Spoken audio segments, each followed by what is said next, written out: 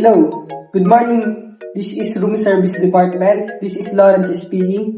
How may I help you? Good morning. Can I order for my breakfast? Certainly, sir.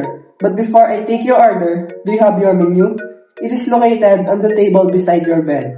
Did you see it? Yes. Okay, sir. May I know your name and room number, please? My name is Yardy and my room is 305.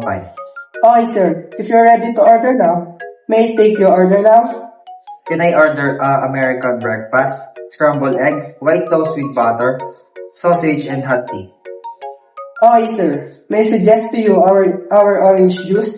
It is also under in your continental breakfast. Would you like me to add it in your breakfast, sir? No. Okay, sir. May I repeat your order? You ordered American breakfast, scrambled egg, white toast with butter, sausage, and hot tea. Did I get your order right, sir? Yes. Okay, sir. Are you paying cash or charge it to your room? Just charge it to my room. Okay, sir. Your order will be served within 15 minutes. Is there anything else that I can do for you, sir? No thanks. Okay, sir. Thank you and have a nice day.